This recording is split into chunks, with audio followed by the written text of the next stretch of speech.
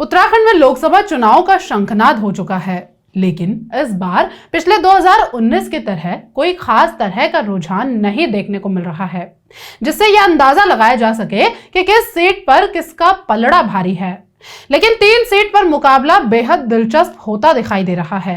सबसे पहले टिहरी सीट की बात करें तो यहाँ त्रिकोणीय मुकाबला देखने को मिल रहा है। एक तरफ बीजेपी की महारानी जो लगातार इस क्षेत्र से जीतती रही हैं और आजादी के बाद से ही इस सीट पर उनके परिवार का एक तरफा वर्चस्व रहा है, या ये कहें कि वो जिस भी दल में रहे हैं जीत उनके परिवार की हुई है। लेकिन इस बार उनको इस प्रदेश के सबसे युवा प्रत्याशी और बेरोजगार संघ के अध्यक्ष बॉबी पवार से कड़ी चुनौती मिलती दिखाई दे रही है, जबकि दूसरी तरफ कांग्रेस के प्रत्याशी गुनसोला हैं जो अपनी साफ छवि के लिए जाने जाते हैं। ये भी कहा जा रहा है कि उनको टिकट प्रीतम सिंह के कहने पर दिया गया है। इसका मतलब ये है कि प्रीतम सिंह भी उनको जिताने के लिए पूरा जोर लगाएंगे। कुल मिलाकर इस सीट पर मुकाबला त्रिकोणीय होने की उम्मीद है। लेकिन जिस तरह से टिहरी से कुछ वीडियो सामने आ रहे हैं, उससे यह लगता है कि इस बार बीजेपी की महारानी की गाड़ी बड़ी मुश्किल में फंस गई है। पहले ये 2 वीडियो देखें, जिससे अंदाजा लगाना काफी हद तक आसान हो जाएगा। जनता का विरोध माननीय विधायक श्री गणेश जोशी जी और टिहरी लोकसभा की सांसद विजय लक्ष्मी माल्या जी आज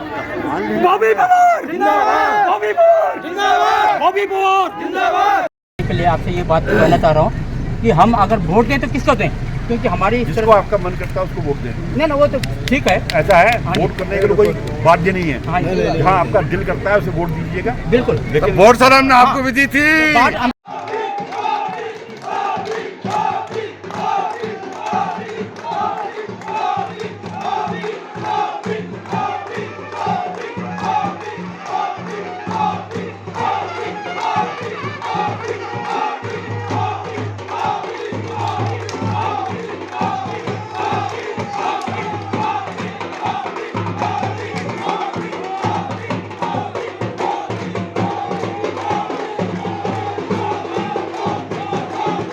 इस वीडियो में उत्तराखंड सरकार में मंत्री गणेश जोशी से लोग उलझ रहे हैं।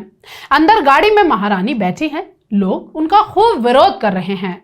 लेकिन लगता है महारानी के पास लोगों के सवालों का जवाब नहीं था, इसलिए उन्होंने गाड़ी से नीचे उतरकर लोगों को समझाने की कोशिश नहीं की। दूसरा वीडियो में आपने ये देखा होगा कि एक जगह पर बीजेपी रैली निकाल रही है, लेकिन आवाज बॉबी पवार की सुनाई दे रही है। सड़क के दोनों ओर युवा बीजेपी की रैली के सामने बॉबी के नारे लगा रही है। इन सब को देखकर क्या माना जाए कि क्या बीजेपी की जमीन टिहरी में खिसक चुकी है? क्या बेरोजगार युवाओं ने बीजेपी के गढ़ में सेंध लगा दी है?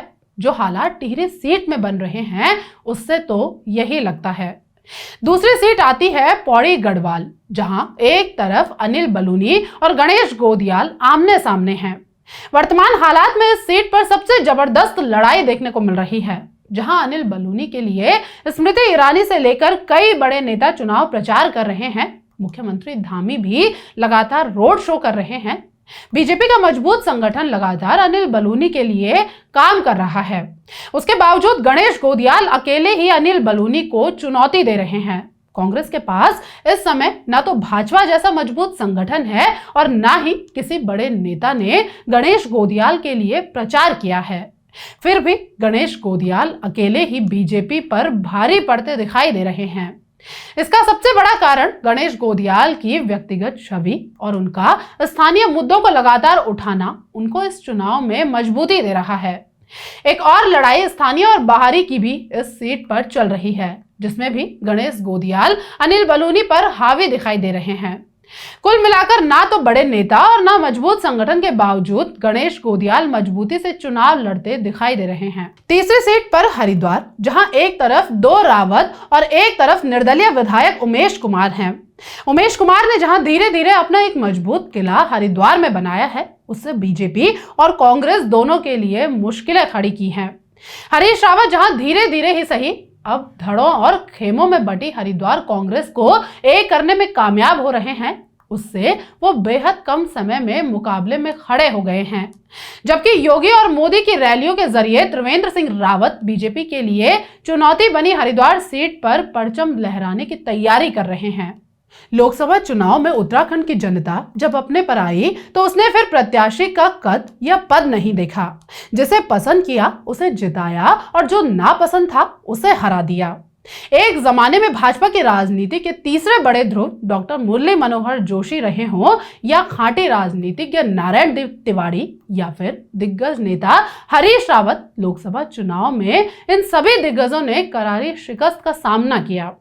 सन 1984 के लोकसभा चुनाव में अल्मोड़ा सीट पर उस दौर के नौजवान नेता हरीश रावत को कांग्रेस ने उम्मीदवार बनाया।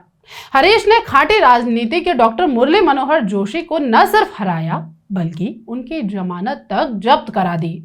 जोशी को महज 14.69% वोट पर संतोष करना पड़ा। इसी सीट पर 1989 के चुनाव में भगत सिंह कोश्यारी को करारी शिकस्त झेलनी पड़ी। वह तीसरे स्थान पर रहे। यही वह चुनाव था जिसमें निर्दलीय चुनाव लड़े काशी सिंह ऐरी ने 39% से अधिक वोट लेकर अपने विरोधियों को हैरान कर दिया था। टेरी लो सीट पर 8 बार के सांसद रहे महाराजा मानविंदर शाह को भी पराजय का सामना करना पड़ा था। उन्हें 1971 के चुनाव में निर्दलीय उम्मीदवार से मात मिली। उन्हें स्वतंत्रता सेनानी परिपूर्णानंद पैन्यूली ने पराजित कर दिया। दिग्गज राजनेता एनडी तिवारी की चुनावी हार का भी अपना इतिहास है। राम लहर के रथ पर सवार भाजपा ने 1991 के लोकसभा चुनाव में बलराज पासी को कांग्रेस के एनडी तिवारी के खिलाफ मैदान में उतारा। पासी ने एनडी तिवारी को पराजित कर दिया। कद्दावर मुरली मनोहर जोशी को हराने वाले हरीश रावत भी चुनावी पराजयों से महफूज नहीं रहे। अल्मोड़ा सीट पर ही उन्हें भाजपा के बच्ची सिंह रावत के हाथों लगातार 3 हार का सामना करना पड़ा। 2019 के लोकसभा चुनाव में हरीश रावत नैनीताल उधम सिंह नगर सीट पर भी चुनाव हार गए। दिग्गजों की चुनावी पराजयों का इतिहास यही नहीं थमा है। हरिद्वार लोकसभा सीट पर 1989 और 1991 में मायावती बसपा के टिकट पर 2 बार चुनाव हार गई। बसपा सुप्रीमो की 1991 के चुनाव में तो जमानत तक जब्त हो गई थी। उन्हें महज 4% वोट ही नसीब हुए। अब देखना होगा कि इन 3 सीटों पर बेहद रोमांचक मुकाबले में कौन बाजी मारता है। फिलहाल इस वीडियो में बस इतना ही। आपके इस खबर पर क्या राय है हमें कमेंट सेक्शन में जरूर बताएं। अगर आपको हमारा ये वीडियो पसंद आए तो इसे लाइक करें, सब्सक्राइब करें और शेयर करना ना भूलें। चैनल को ज्वाइन करके आप हमें सपोर्ट भी कर सकते हैं। नमस्कार।